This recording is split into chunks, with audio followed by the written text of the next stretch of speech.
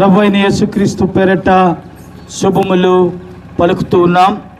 ప్రియమైనటువంటి సహోదరి సహోదరురా, శ్రీమంతుడు, అద్వితీయుడు, సర్వాధిపతి యుక్త కాలమందు ఆయన ప్రత్యక్ష కనపరిచి ఆ సర్వాధిపతి రాజులకు రాజును ప్రభులకు ప్రభువై ఉన్నాడు. హల్లెలూయా.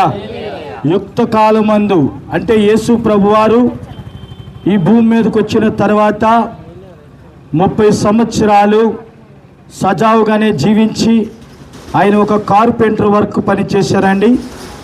మరి ఆ పని చేస్తూ కుటుంబాన్ని సంరక్షించుకుంటూ మరి చక్కగా పేరు ప్రఖ్యాతలోనికి తీసుకుని వచ్చినటువంటి దేవుడు కుమారుని యేసు ప్రభువారు కనుక మరి ఆయన సర్వాధికారము కలిగి ఉండి కూడా, సర్వాధిపతి అయి ఉండి కూడా, శ్రీమంతుడైన దేవుడై ఉండి కూడా, ఆయన మరి యుగ పురుషుడు, మహా గొప్ప దేవుడు కనుక 3.5 సంవత్సరాలు ఆయన గలిలయ, అలాగే మరి బెతానియా, అలాగే అనేకమైనటువంటి యెరూషలేము ఈ ప్రాంతాల్లో సువార్తని ప్రకటించి మరి ఆయన నిజముగా ఈ భూమి మీద ఏ యొక్క గ్రంథము కాదండి, అలాగే బైబిల్ సెలవిస్తుంది ఇసుక రేణువులు కూడా సాలవట 3.5 సంవత్సరాలు యేసు ప్రభువారు సువార్తని ప్రకటించారు. హల్లెలూయా.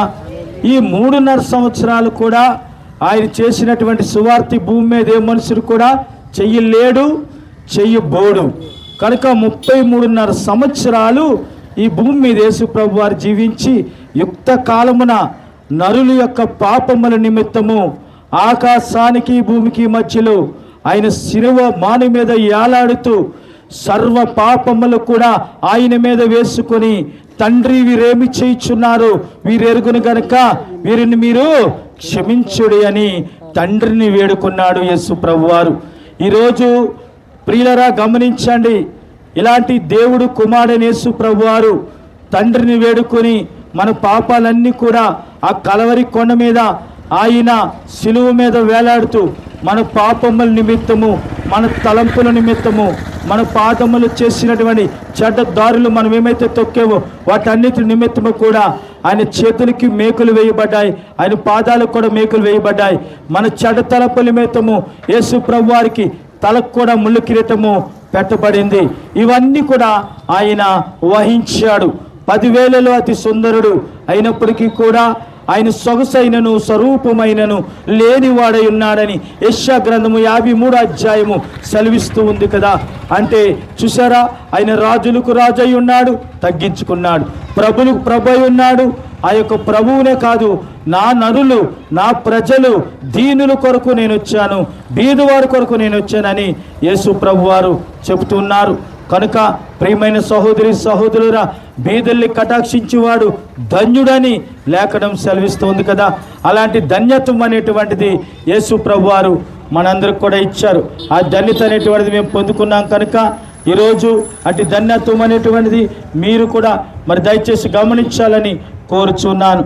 కనుక ఈ యొక్క సర్వ సమాజము కూడా ఏంటి అంటే పాప పరిశుద్ధత అనేటువంటిది పాపములో మునిగి, పాపములో పెరిగి, పాపంలో చనిపోవడం కాదు. యేసు ప్రభువారు నిష్కలంకుడు, అతి పరిశుద్ధుడు, నీతిమంతుడు, అందరూ దారి తప్పి తొలగిపోయి పనికి మాలిన వారై ఉన్నారని యేసు ప్రభువారు చెబుతూ ఉన్నారు. కనుక ఆ దారి తప్పి తొలగిపోయిన వారిని యేసు ప్రభు పిలుస్తున్నాడు. యెషయా గ్రంథం 59 మొదటి వచ్చిన ప్రకారంగా ఆయన అంటున్నాడు, రక్షింపబడడానికి ఆయన చేతులు కొరచ కాలేదు అట. కనుక ఆయన దినమెల్ల కూడా 2 చేతులు చాపి నా ప్రియ కుమారుడా, నా యొక్క ప్రియ కుమార్తెని యేసు ప్రభు నిన్ను పిలుస్తూ ఉన్నాడు. కనుక యుక్త కాలంలో మన కొరకు ప్రాణం పెట్టినటువంటి దేవుడండి ఆయన. ప్రాణం అంటే అందరికీ ఆశ, చనిపోవడం అంటే అందరికీ భయం. కానీ యేసు ప్రభు వారు 33.5 సంవత్సరాలు ఈ భూమి మీద జీవించి 3.5 సంవత్సరాలు ఆయన పరిచర్య చేసి సువార్తను ప్రకటించి అందరినీ కూడా ఆకర్షించుకొని ఆయన ఈ భూమికి ఆకాశానికి మధ్యలో శిలువమానుపై మరణించి సమాధి చేయబడి మృత్యువును జయించి ఆయన 3వ దినమందు లేచి వన్ అండ్ ఆఫ్ గాడ్ అంటే నేనే దేవుడిని, నేను తప్ప వేరొక దేవుడు లేడని ఆయన మరి చెప్పి దేవుని బిడ్డల పరలోకంలో వెళ్ళిపోయాడు. కనుక ఈరోజు ఈ మాటలు ఆలకిస్తున్న మీ జీవితాల్లో మరి దేవుడు మేలు చెయ్యనుగాక. ఆమేన్. దేవుడి మాటలు దీవించునుగాక.